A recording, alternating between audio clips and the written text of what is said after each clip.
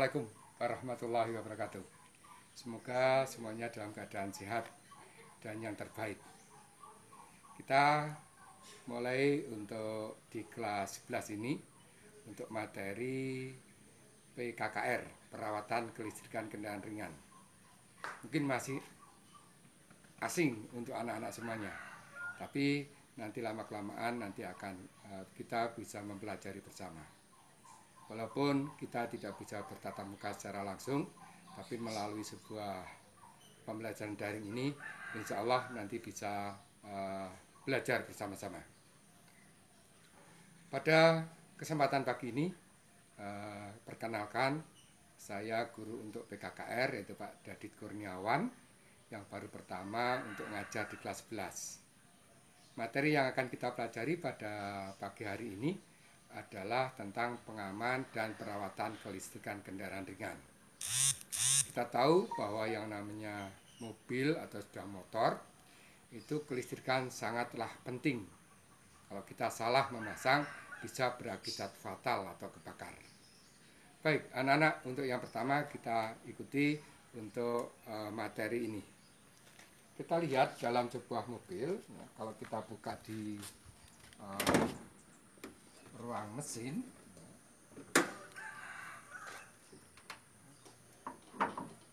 ini nanti sebagai salah satu sumber arus listrik yang ada di mobil itu ada baterai. Baterai ini satu-satunya sumber arus listrik yang ada di mobil. Kemudian baterai ini akan mengalirkan listrik itu ke semua mobil, tentu dengan menggunakan sebuah penghantar yang namanya kabel. Ini kabel, ini adalah kabel aki. Karena tegangan tinggi dia menggunakan yang besar. Kemudian yang kedua ada pengamannya. Ini adalah pengamannya. Di sini ada fuse. Bermacam-macam fuse. Ini fuse, ada yang nilainya 10 ampere, ada 15 ampere. Tujuannya apa? Bahwa arus yang mengalir melalui fuse ini dibatasi maksimal adalah 10 ampere.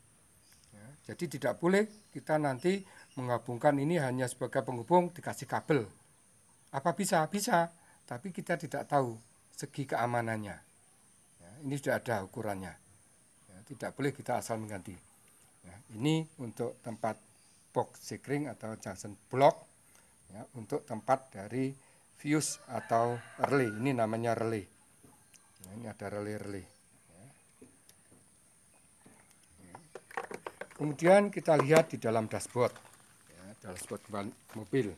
Kebetulan pada hari ini Pak Dadit kerja dari rumah, maka kita menggunakan sebagai medianya adalah mobil Proton. Kita lihat, ini dalam dashboard, nanti ada beberapa panel. Contoh ini adalah menunjukkan indikator baterai. Kalau nanti pada saat dihidupkan, ini harus mati. Tandanya melakukan proses pengisian. Kalau ini tidak mati, berarti ada masalah dengan sistem pengisian. Kemudian ada tanda engine.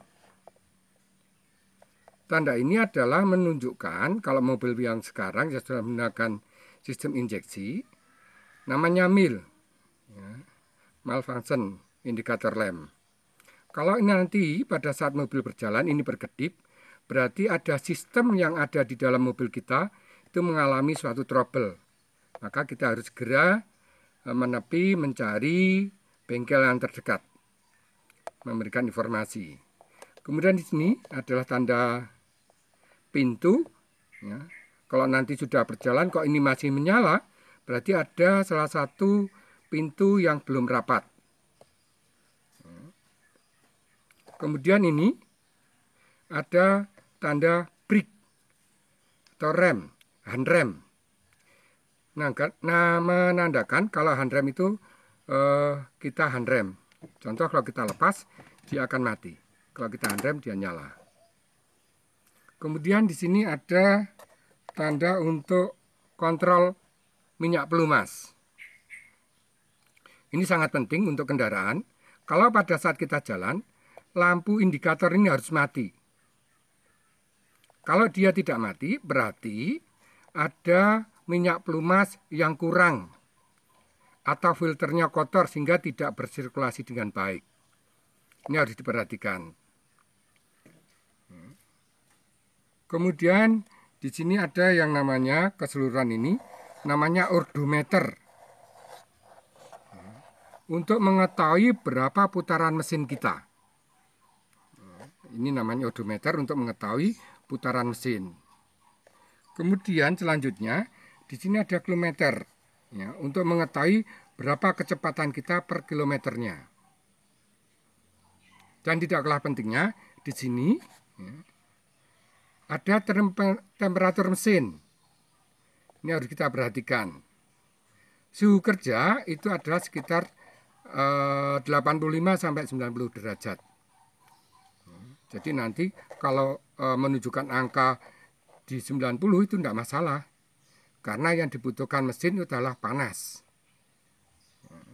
Ini untuk di dashboard. Kemudian ada lagi di sini panel. Ini adalah panel hazard. Kalau kita pencet, maka keempat lampu sein akan menyala. Tujuannya apa? Ini adalah untuk memberikan peringatan, ya, bahwa kita mengalami suatu kendala. Kalau dalam perjalanan mobil kita mengalami suatu kendala, kita berhenti. Ini harus kita nyalakan biar kendaraan yang dari belakang tahu, oh itu mengalami trouble mobilnya. Kemudian di sini ada panel AC.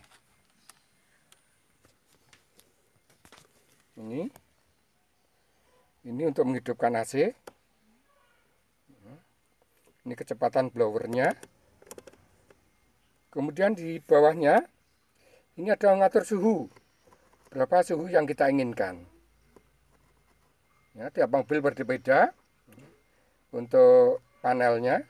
Kemudian selanjutnya dia ada untuk mengatur arah hembusan udara itu mana. Misalnya ini ke bawah. Ini hanya ke wajah saja. Ini ke wajah dan ke bawah. Ini ke bawah saja. Nah, ini adalah tanda ini. Ini adalah tanda defogger. Ini pada saat kita jalan dan ada hujan, ya, maka kaca kita akan mengembun. Nah, ini untuk menghilangkan embun itu kita arahkan sini, namanya defogger. Kemudian panel selanjutnya, ini adalah panel lampu. Lampu kalau kita putar sekali, klik sekali, itu menunjukkan ke lampu kota. Ini ada lampu kota. Kalau kita arahkan satu lagi, ini sudah arah lampu. Ini lampu besar, lampu kepala namanya. Kita tinggal jauh atau dekat. Kalau ke atas itu dekat, kalau ke bawah itu jauh. Kemudian kita off-kan, mati. Dan di lampu ini, saklar ini juga, nanti kalau kita arahkan ke bawah, itu akan menandakan lampu rating kiri. Kalau ke kanan, itu menunjukkan lampu rating kanan. Ke atas, itu ke kanan arahnya.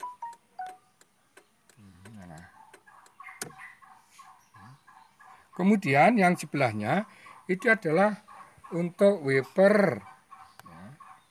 Pada saat hujan, ya, kaca kita kena air, untuk membersihkan kaca itu ada wipernya di sini. Ini ada wiper. Nah, ini kalau kita gerakkan, wipernya akan jalan. Nah, ini pada saat hujan, ini penting sekali. Nah, itu anak-anak untuk materi untuk pada pagi hari ini. Selamat belajar. Nanti tugas bisa diunduh di materi daring, tugas daring. Dan modul-modul bisa Anda unduh di modul daring. Semua ada di sana dan tugas nanti kami tunggu sebelum jam pembelajaran. Terima kasih. Terus semangat untuk mencapai kesuksesan. Assalamualaikum warahmatullahi wabarakatuh.